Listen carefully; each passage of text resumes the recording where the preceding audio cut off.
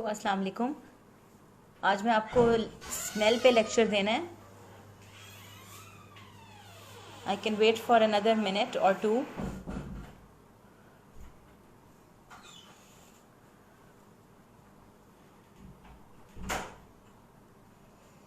अगर कोई मुझे देख रहा है और सुन रहा है तो काइंडली कमेंट कर दे।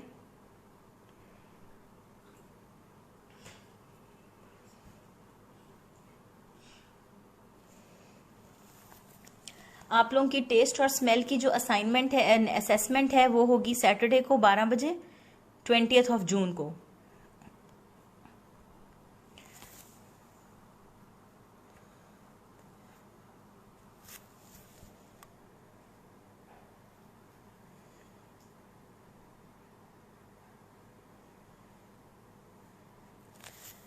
ठीक है, नेक्स्ट असाइनमेंट सैटरडे को है 20 June 12 noon. So please be prepared.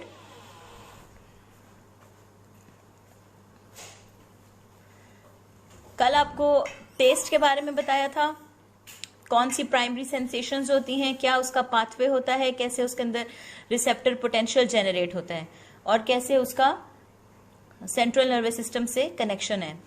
आज हम पढ़ेंगे द सेंस ऑफ स्मेल। ये स्पेशल सेंसेस में लास्ट है and it is also the least understood of our senses. सबसे ज्यादा इसके बारे में कम हमें पता है। It is poorly developed in human beings in comparison with the sense of smell in many lower animals. Lower animals की जो सेंस ऑफ स्मेल होती है वो ह्यूमंस की निस्बत ज्यादा डेवलप्ड है।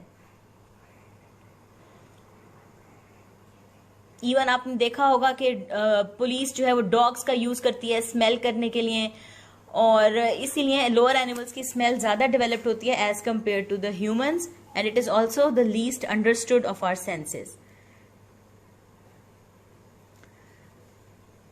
हमारे हर नॉस्ट्रिल के अंदर जो ऑल्फैक्टरी मेम्ब्रेन है, वी हैव 2 नॉस्ट्रिल्स, तो olfactory membrane each nostril has a surface area of about 2.4 square centimetres.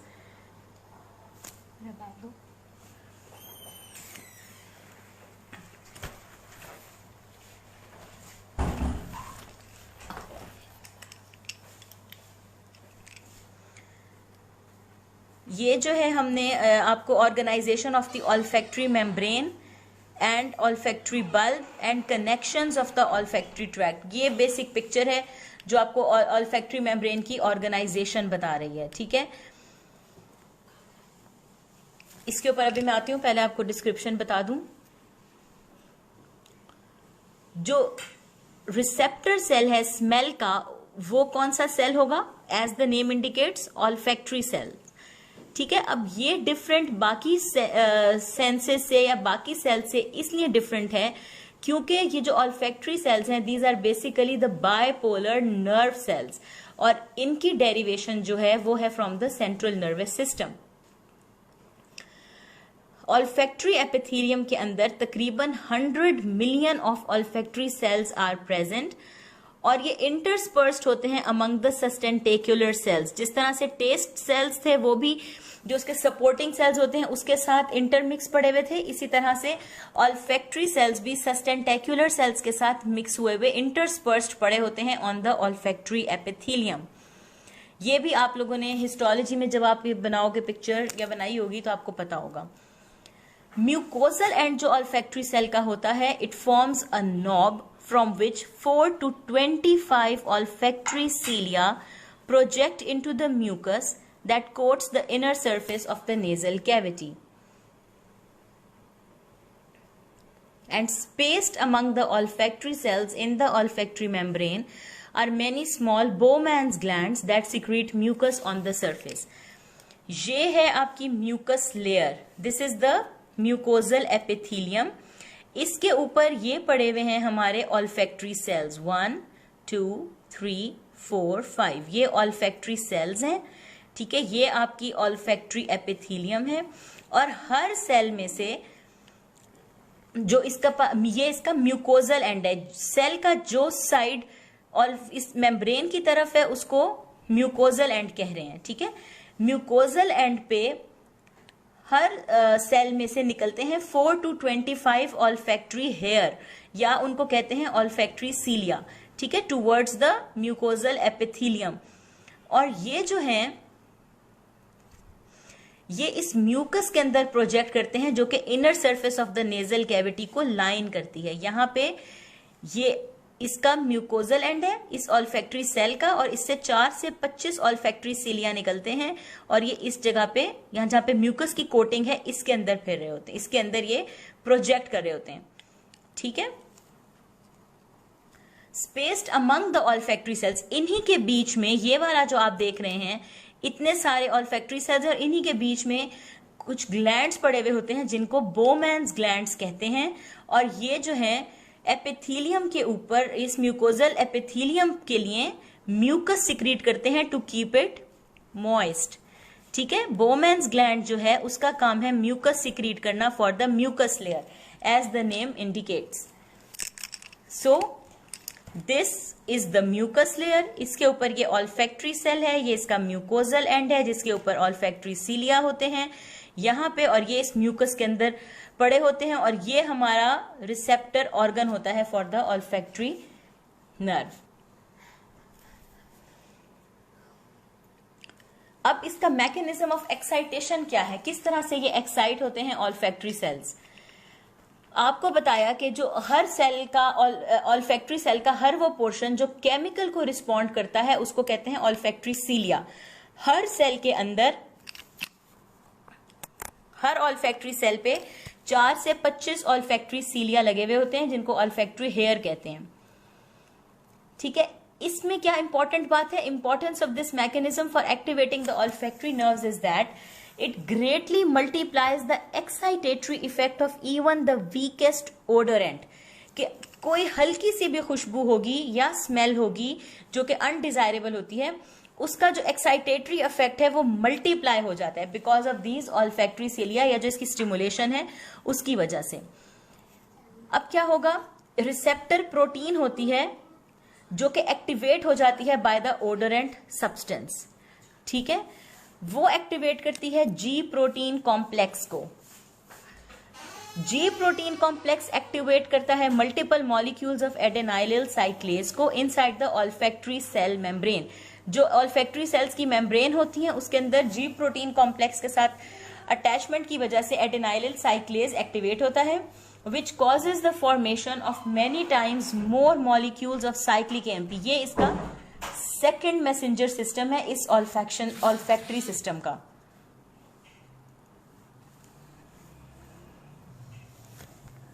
ठीक है, तो जो ओडोरेंट सब्सटेंस होता है, अभी मैं आपको इसकी तस्वीर के साथ भी समझाती हूं। और ये जो साइक्लिक एएमपी है ये ओपन कर देता है सोडियम आयन चैनल्स को। तो माइन्यूट कंसेंट्रेशन भी, थोड़ी सी भी कंसेंट्रेशन किसी ओडोरेंट की होगी, वो एक कैस्केडिंग इफेक्ट जारी करेगा और वो ओपन कर देगा large number of sodium channels को, ठीक है।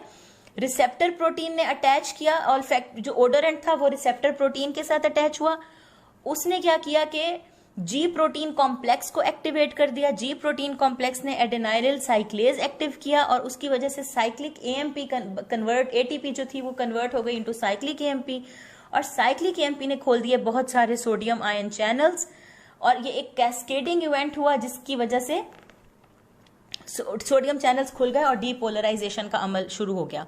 This accounts for the exquisite sensitivity of the olfactory neurons to even the slightest amount of odorant, ठीक है। अब चूंकि माइन्यूट कंसेंट्रेशन भी एक कैस्केडिंग इफेक्ट देती है, जैसे कि आपने क्लॉटिंग सिस्टम में आपने वो भी कैस्केड्स पढ़ी थी कि एक चीज को एक्टिवेट हो जाए वो आगे मल्टीपल चीजों को एक्टिवेट करते हैं, तो उसको कैस्केडिंग इफेक्ट कहते हैं।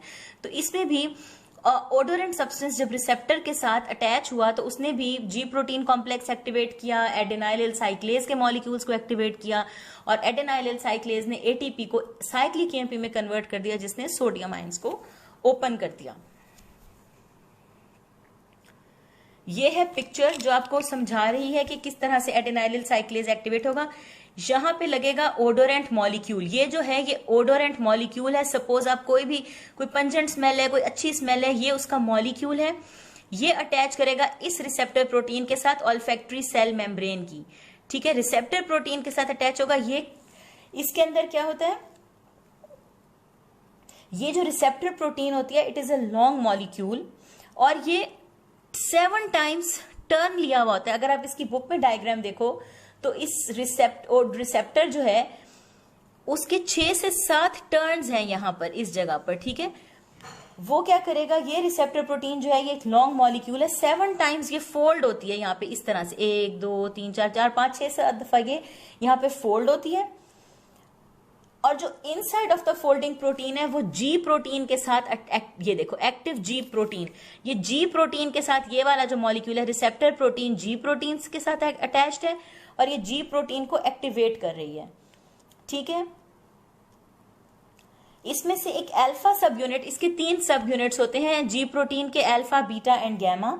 जो इसका अल्फा सब यूनिट होता है वो जी प्रोटीन में से निकल के एक्टिवेट कर देता है एडेनाइलिल साइक्लेज को, ठीक है। और ये कन्वर्ट करेगा इंट्रासेलुलर एटीपी को into cyclic AMP. Cyclic AMP is cyclic adenosine monophosphate, ठीक है। ये सोडियम आयन चैनल्स को ओपन कर देंगे और ये सोडियम आयंस जो है ये इंक्रीज करेंगे इलेक्ट्रिकल पोटेंशियल को in the positive direction. Normally जो डीपोलराइज्ड मेम्ब्रेन पड़ी थी उसके अंदर पॉजिटिविटी डाल देंगे, नेगेटिव चार्ज कम हो जाएगा और जब पॉजिटिव डायरेक्शन में इलेक्ट्रिकल पोटेंशियल जनरेट होगा तो जो अल्फैक्टरी न्यूरॉन है वो एक्साइट हो जाएगा और सेंट्रल नर्वस सिस्टम को एक्शन पोटेंशियल ट्रांसमिट होगा by way of the olfactory nerve, ठीक है। सोडियम चैनल्स खुल गए, सोडियम अंदर आई और उसकी वजह से जो नॉर्मल नेगेटिविटी थी वो कम हुई। जब वो नेगेटिविटी कम होगी तो एक्शन पोटेंशियल जनरेट होगा और वो ऑल्फैक्टरी नर्व के जरिए ब्रेन तक पहुंचेगा।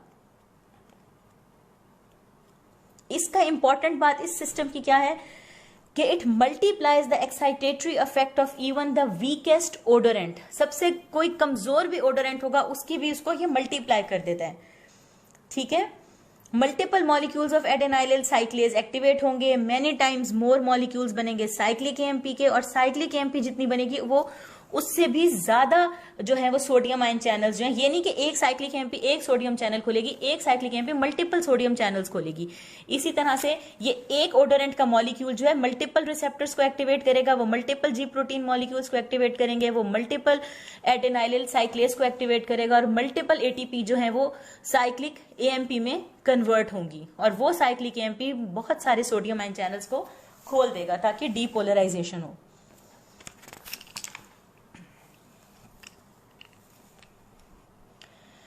अच्छा, केमिकल मैकेनिज्म के अलावा कुछ फिजिकल फैक्टर्स भी होते हैं जो स्टिमुलेशन को अफेक्ट करते हैं कि कितना स्टिमुलेट करना है। एक तो ये कैस्केडिंग रिएक्शन हो गया कि एक ओडोरेंट के मॉलिक्यूल ने बहुत सारे इन द एंड रिजल्ट बहुत सारे सोडियम चैनल्स खोल दिए। इसी तरह से फिजिकल फैक्टर्स भी अफेक्ट करते हैं डिग्री ऑफ स्टिमुलेशन को। वो कौन कौन से हैं? एक तो ये कि सब्सटेंस जो है जो वोलेटाइल होगा वो स्मेल किया जा सकेगा, ठीक है, जो नॉस्ट्रिल के अंदर स्निफ किया जा सके, तो volatile substance. Secondly slightly water soluble हो ताकि वो म्यूकस से पास होकर ऑल्फैक्टरी सिलिया तक पहुंचे, और दूसरा स्लाइटली लिपिड सॉल्युबल भी हो, ठीक है, because lipid constituents of the cilium itself are a weak barrier to non lipid soluble odorants, ठीक है, वो वीक बैरियर होते हैं। तो लिपिड कॉन्स्टिट्यूएंट्स सीलिया के वीक बैरियर हैं, ठीक है। तो आप क्या क्या 3 चीजें अफेक्ट कर रही हैं स्टिमुलेशन को? वोलेटाइल होना उसका, स्लाइटली वाटर सॉल्युबल होना और स्लाइटली लिपिड सॉल्युबल होना। अब ये कैसे मेम्ब्रेन पोटेंशियल बनेगी? अनस्टिमुलेटेड ऑल्फैक्टरी सेल के अंदर जो रेस्टिंग मेम्ब्रेन पोटेंशियल है वो -55 मिलीवोल्ट्स है और इस वोल्टेज पे continuous action potential slow rate पे जनरेट हो रहा होता है एवरी 20 सेकेंड्स अप टू 2 और 3 पर सेकेंड, ठीक है। एक एक्शन पोटेंशियल हर 20 सेकेंड्स बाद या 2 to 3 सेकेंड्स के बाद या हर 1 सेकेंड में 2 to 3 टाइम्स जो है once every 20 seconds up to 2 और 3 पर सेकेंड, इतना कंटिन्यूअस एक्शन पोटेंशियल जनरेट हो रहा होता है। अब जब डीपोलराइजेशन होगी तो नेगेटिव पोटेंशियल जो नॉर्मल था -55 का वो कम होकर ज्यादा हो जाएगा, पॉजिटिविटी बढ़ जाएगी, तो नेगेटिव पोटेंशियल -55 से कितना हो जाएगा? -30 मिलीवोल्ट्स और less, that is changing the voltage in the positive direction, यानी कि नेगेटिविटी कम हो गई। -30 का मतलब है नेगेटिविटी कम हो गई, -55 पे नेगेटिविटी ज्यादा थी। Along with this, the number of action potential increases to 20 to 30 per second, which is a high rate for the minute olfactory nerve fibers.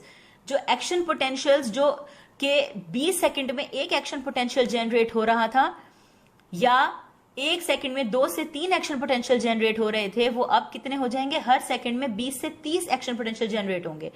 एक छोटा सा ऑल्फैक्टरी नर्व फाइबर भी स्टिमुलेट हो गया तो एक्शन पोटेंशियल्स एक सेकंड में 20 to 30 action potentials जो है वो जनरेट होंगे।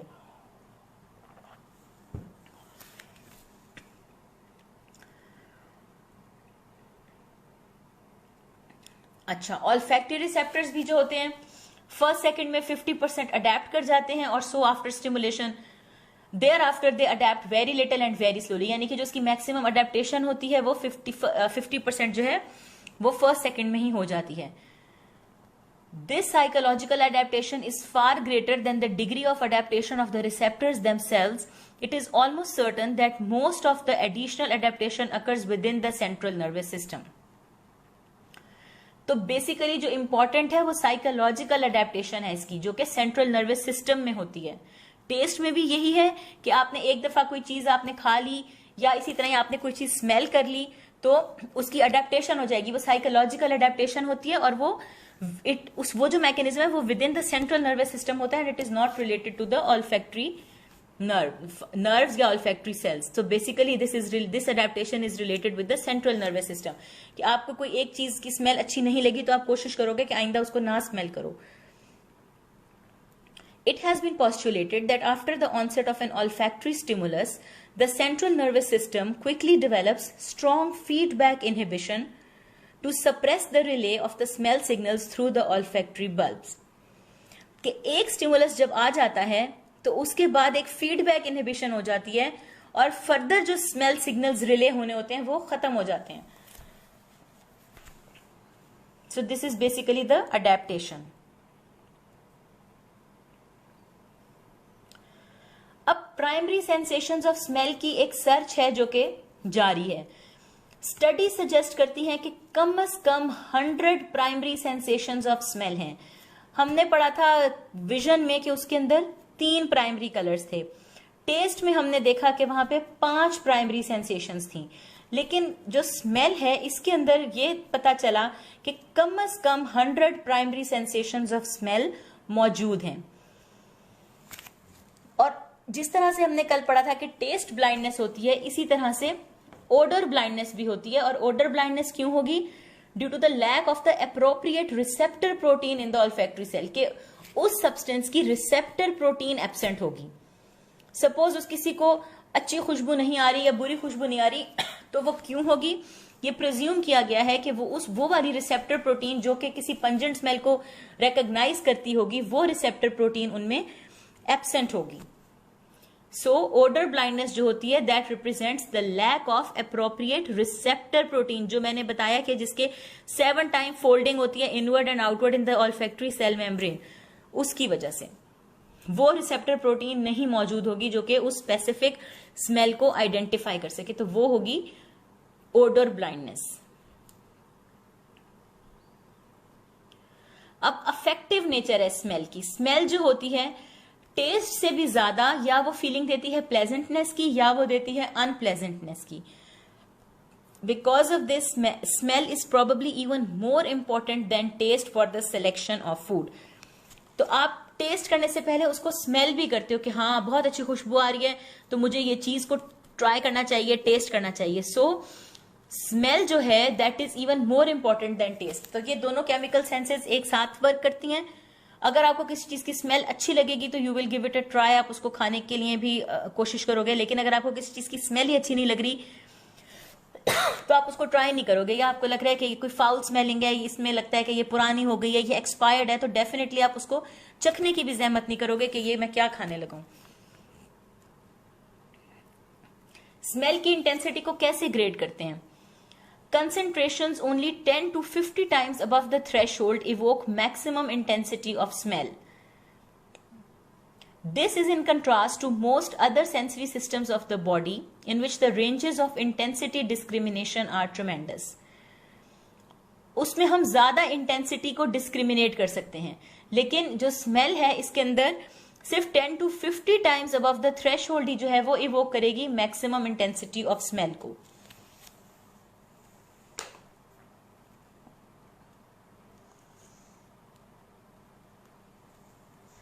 ये इसलिए है क्योंकि जो स्मेल होती है that is only concern with the presence or absence of odour rather than with the quantitative detection. आपने उसकी क्वांटिटी में ही मालूम करनी स्मेल की. जिस तरह बाकियों में होता है कि कलर है वो कितना प्रिसाइज है, या साउंड है वो कितनी प्रिसाइज फ्रीक्वेंसी की आपको सुनाई दे रही है या नहीं दे रही. स्मेल जो है बेसिकली एक ये क्वांटिटेटिव डिटेक्शन नहीं होती, ये क्वालिटेटिव डिटेक्शन होती है कि या तो प्लेजेंट होगी या फिर अनप्लेजेंट होगी. इट्स नॉट दैट कि ये आपने उसको क्वांटिफाई करना है कि कितनी ज्यादा स्मेल है. आपने सिर्फ इतना ही वो महसूस करना होता है कि ये अच्छी स्मेल है या ये बुरी स्मेल है.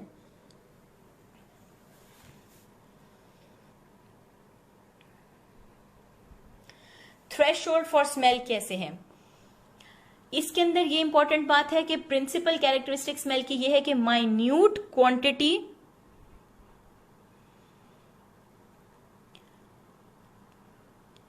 of stimulating agent in the air that can elicit a smell sensation. कि बिल्कुल थोड़ी सी भी क्वांटिटी होगी स्टिमुलेटिंग एजेंट की तो वो स्मेल की सेंसेशन को एलिसिट कर सकती है.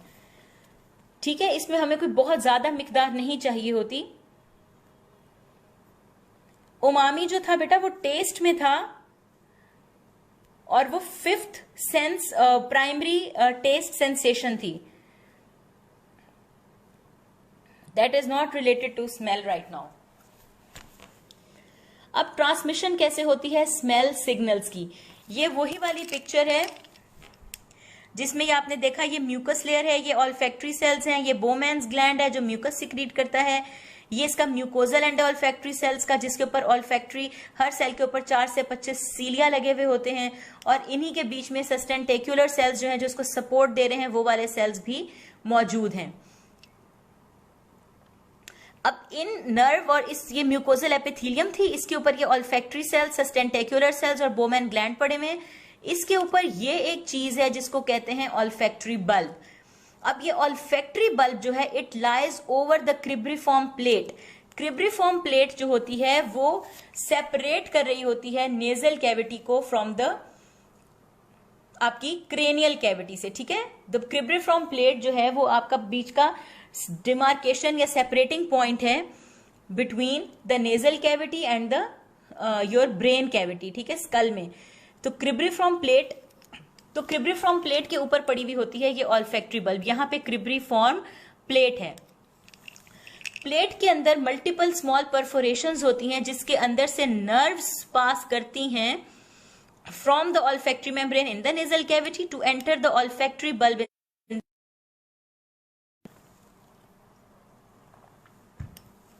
यहां तक आपकी नेजल कैविटी है, इस जगह तक, ये इस जगह तक आपकी ये जो नीचे यहां तक है ये नेजल कैविटी है. नेजल कैविटी ये mucous membrane, olfactory cells, sustentacular cells, Bowman's gland, this is the nasal cavity. इसके ऊपर पड़ी हुई है क्रिब्रिफॉर्म प्लेट, और ये क्रिब्रिफॉर्म प्लेट जो है ये सेपरेट कर रही है नेजल कैविटी को फ्रॉम द क्रेनियल कैविटी. इसके अंदर छोटी छोटी परफोरेशंस होती हैं जिससे यहां से ऑल्फैक्टरी नर्व्स पास करके इस ऑल्फैक्टरी बल्ब के अंदर एंटर होती हैं. ठीक है, यहां से ये नर्व्स पास करेंगी और ये ऑल्फैक्टरी बल्ब के अंदर एंटर होंगी. There is a close relation between olfactory cells in the olfactory membrane and the olfactory bulb, showing short axons from the olfactory cells terminating in multiple globular structures within the olfactory bulb called glomeruli. अब ये जो axons होते हैं ये olfactory cells से terminate करते हैं इन छोटे छोटे इनमें. ठीक है, ऑल्फैक्टरी बल्ब के अंदर ग्लोमेरुलाई पड़े हुए हैं. ठीक है, इस ग्लोमेरुलस के अंदर ये टर्मिनेट करते हैं नर्व फाइबर्स जो कि यहां से सिग्नल लेकर ऊपर आ रहे हैं ऑल्फैक्टरी बल्ब के अंदर.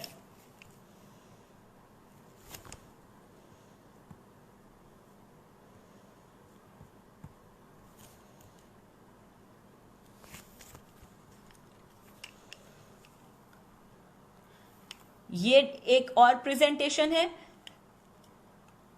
ये जो ऑरेंज हैं ये सपोर्टिंग सेल्स हैं, ये जो येलो हैं ये ऑल्फैक्टरी सेल्स हैं, ये इसकी बेसमेंट मेम्ब्रेन है। ठीक है, यहां से ये ऑल्फैक्टरी सीलिया, इनसे रिसेप्टर आ रहे हैं, और ये क्रिब्रिफॉर्म प्लेट है जिसके अंदर परफोरेशंस हैं, इसके अंदर से ये नर्व फाइबर्स निकलते हुए ऊपर ऑल्फैक्टरी बल्ब में ग्लोमेरुलाई में इकट्ठे हो रहे हैं। ठीक है, ये ऑल्फैक्टरी ग्लोमेरुलस हैं जो कि ऑल्फैक्टरी बल्ब में पड़े हुए हैं। अब हर बल्ब के अंदर सेवरल थाउजेंड ग्लोमेरुलाई पड़े हुए हैं, और हर glomerulus is the terminus for 25,000 axons from the olfactory cells. हमने कहा था कि olfactory cells are derived from the central nervous system. तो ये जो है यहां से ये नर्व फाइबर सारे, ये जो एक्सॉन्स हैं, ये निकल के ऑल्फैक्टरी बल्ब के अंदर ग्लोमेरुलाई में इकट्ठे हो रहे हैं। और कितने ग्लोमेरुलाई हैं? सेवरल थाउजेंड्स, और हर ग्लोमेरुलस के अंदर 25,000 एक्सॉन्स आ रहे हैं फ्रॉम द ऑल्फैक्टरी सेल्स। और हर ग्लोमेरुलस के अंदर टर्मिनेशन और किस चीज की है? डेंड्राइट्स की, from about 25 large mitral cells. ये जो ये वाले सेल पड़े हैं, ये वाला, these are the mitral cells. ठीक है, इसके डेंड्राइट्स पड़े हुए हैं, and 60 smaller tufted cells, the cell bodies of which lie in the olfactory bulb superior to glomeruli। ठीक है, ये थे ग्लोमेरुलाई, ये हैं माइट्रल सेल्स, इनके डेंड्राइट्स भी यहां पड़े हुए हैं। और उसके अलावा माइट्रल सेल्स पड़े हैं, ग्रेन्यूल सेल्स पड़े हैं, और टफ्टेड सेल्स पड़े हैं। टफ्टेड सेल्स की सेल बॉडीज पड़ी हुई हैं in the olfactory bulb superior to glomeruli. ये ग्लोमेरुलाई है, ये इन ग्रेन्यूल सेल्स की और माइट्रल सेल्स की सेल बॉडीज हैं जो कि ग्लोमेरुलाई के सुपीरियर पड़ी हुई हैं, ये वाली। तो हर ग्लोमेरुलस में एक्सॉन्स हैं और माइट्रल सेल्स के डेंड्राइट्स हैं, और उसके अलावा जो सेल बॉडीज हैं टफ्टेड सेल्स की, वो ऑल्फैक्टरी बल्ब में है superior to the glomeruli. These dendrites receive synapses from the olfactory cell neurons. अब ये जो माइट्रल सेल थे, इनके डेंड्राइट्स और यहां इसके एक्सॉन्स जो हैं, इनको सिग्नल मिलते हैं ऑल्फैक्टरी सेल न्यूरॉन से, और माइट्रल एंड टफ्टेड सेल्स जो हैं वो एक्सॉन सेंड करते हैं through the olfactory tract to transmit the olfactory signals to higher levels in the central nervous system। ठीक है, ऑल्फैक्टरी सेल्स के एक्सॉन्स पड़े हुए हैं, माइट्रल सेल्स के डेंड्राइट्स पड़े हुए हैं, और सेल बॉडीज जो है टफ्टेड सेल्स और ग्रेन्यूल सेल्स के जरिए से फिर सिग्नल्स जो है वो ऑल्फैक्टरी बल्ब से ऊपर सेंट्रल नर्वस सिस्टम में चले जाते हैं।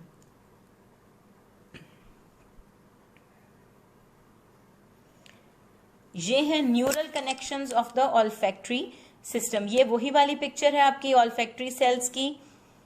ऑल्फैक्टरी बल्ब है, इसमें ग्लोमेरुलस है, इसके अंदर माइट्रल सेल पड़े हैं, इसके अंदर टफ्टेड सेल पड़े हैं, ग्रेन्यूल सेल पड़े हैं, और यहां से जो नर्व फाइबर्स हैं ये यहां से कनेक्शन बनाते हुए सीएनएस के अंदर ऑल्फैक्टरी ट्रैक्ट के थ्रू अपने सिग्नल्स आगे लेके जाते हैं।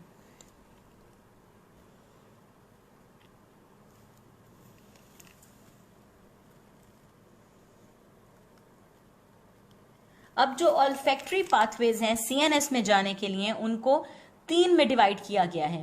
3 तरह के पाथवेज हैं, the very old olfactory pathway, the less old olfactory pathway, and the newer olfactory pathway. Central nervous system में जाने के ऑल्फैक्शन के 3 रास्ते हैं, very old, less old and the newer olfactory pathway. Very old जो है वो मीडियल ऑल्फैक्टरी एरिया है। ठीक है, दिस वन, ये मीडियली है, ये मीडियल ऑल्फैक्टरी एरिया है, और ये जो रेड सा नजर आ रहा है ये लैटरल ऑल्फैक्टरी एरिया है। तो जो वेरी ओल्ड सिस्टम है वो मीडियल ऑल्फैक्टरी एरिया में है, और जो लेस ओल्ड और न्यूअर पाथवे है वो आपका लैटरल ऑल्फैक्टरी एरिया में है। और ये कौन सा लोब है ब्रेन का? टेम्पोरल। ठीक है, ये टेम्पोरल कॉर्टेक्स पड़ी हुई है इधर।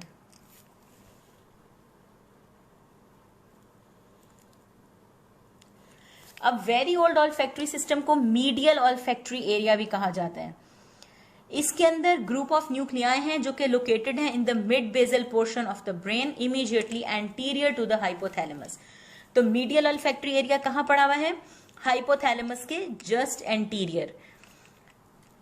Affects the more primitive responses to olfaction, यानी कि जो वेरी ओल्ड ऑल्फैक्टरी सिस्टम है वो अफेक्ट कर रहा है प्रिमिटिव रिस्पॉन्सेज को, जैसे कि स्मेल ऑफ फूड से जो लिप्स की लिकिंग है, या सैलिवेशन होती है कि खाने को देखकर आपको सैलिवेशन हो जाती है, ठीक है, या आप अपने लिप्स को लिक करने लगते हो कभी आपको भूख लग रही हो या किसी आप फूड के बारे में सोच रहे हो, तो that is a primitive response and that is due to your connection of the olfactory area with the medial olfactory area. यानी कि जो आपका anterior to the hypothalamus area पड़ा है, मीडियल ऑल्फैक्टरी एरिया, वो आपको ये अफेक्ट करे प्रिमिटिव रिस्पॉन्सेज को, जो कि स्मेल ऑफ फूड से ही आपके लिकिंग ऑफ लिप्स और सेलिवेशन शुरू हो जाती है, या और फीडिंग रिस्पॉन्सेज जो आपके शुरू होते हैं जो एसोसिएटेड हैं विद स्मेल। और कन्वर्सली उलट हमने इसका क्या किया, हमने लैटरल एरियाज को अगर हम रिमूव करें तो हमारी ये जो कॉम्प्लिकेटेड ऑल्फैक्टरी कंडीशन रिफ्लेक्सेस हैं वो खत्म हो जाते हैं। अच्छा, लेस ओल्ड ऑल्फैक्टरी सिस्टम जो है वो हमारा ये लैटरल ऑल्फैक्टरी एरिया में है, दिस वन। वो ऊपर था, ये मीडियल ऑल्फैक्टरी एरिया था जो एंटीरियर टू द हाइपोथैलेमस था, और जो लेस ओल्ड है वो लैटरल ऑल्फैक्टरी एरिया में है। लैटरल ऑल्फैक्टरी एरिया में क्या क्या चीजें शामिल हैं? Pre piriform and piriform cortex and the cortical portion of the amygdaloid nuclei. ये इंपॉर्टेंट है फॉर लर्निंग टू लाइक और dislike certain foods depending on one's experiences, कि अगर आपको कोई एक चीज नहीं पसंद, लाइक फॉर एग्जांपल करेला नहीं पसंद, तो आप बार बार उसको, एक चीज आपको एक पता चल गई कि ये चीज आपको नहीं पसंद है, आप बार बार जब करेला देखोगे तो आप उसके लिए एक डिसलाइक डेवलप कर लोगे, तो वो that is the function of the less old olfactory system, जो कि कहां पे है? Piriform cortex, pre piriform cortex and the cortical portion of the amygdaloid nucleus. It is believed that this lateral olfactory area and its connections with the limbic behavioral system cause a person to develop an absolute aversion to foods that have caused nausea and vomiting. कभी ऐसा होता है कि आपको किसी चीज से, कभी आपने कोई चीज खाई और उसके बाद आप बहुत शदीद बीमार हो गई हो, नोजिया वॉमिटिंग हो गई हो, तो उसके बाद आप उस चीज को कभी भी नहीं देखना पसंद करते, ना उसको खाना पसंद करते हो। तो ये जो एबिलिटी है, चूंकि ये लिम्बिक एरिया के साथ कनेक्टेड है, तो ये आपकी इससे कनेक्टेड होती है। तो इसमें ये जो एब्सोल्यूट एवर्जन है कि किसी ऐसे फूड से आपको एवर्जन हो गई जिसने आपको नोजिया वॉमिटिंग किया था, that is the function of the less old olfactory system. और एक है न्यूअर पाथवे। न्यूअर पाथवे जो होता है ये भी पास करता है through the thalamus, dorsomedial thalamic nucleus and then the latero posterior quadrant of the orbitofrontal cortex. और ये क्या करता है? कॉन्शियस एनालिसिस ऑफ ऑर्डर करता है कि मुझे ये चीज स्मेल करनी भी चाहिए या नहीं करनी चाहिए, कि आपका कॉन्शियस एनालिसिस हो रहा है। तो इसकी समरी क्या हुई इन तीनों पाथवेज की, कि there is a very old olfactory system जो सब सर्व कर रहा है बेसिक ऑल्फैक्टरी रिफ्लेक्सेस को। लेस ओल्ड होता है which provides automatic but learned control of food intake and aversion to toxic and unhealthy foods. और न्यूअर सिस्टम जो है, it is comparable to most of the other cortical sensory functions, और वो use होता है for the conscious perception and analysis of olfaction, कि अच्छा ये चीज ऐसी पड़ी है तो मे बी मुझे ये स्मेल करनी चाहिए या नहीं, तो आप कॉन्शियस हो जाते हो पहले से ही। आप की जो कॉन्शियस एनालिसिस है that is related to the newer pathway.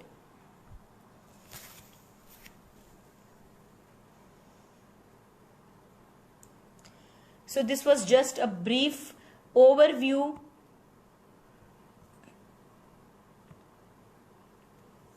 of the sense of smell. You will have your assessment of hearing and smell on Saturday, 20th of June, 12 noon sharp. Thank you so much.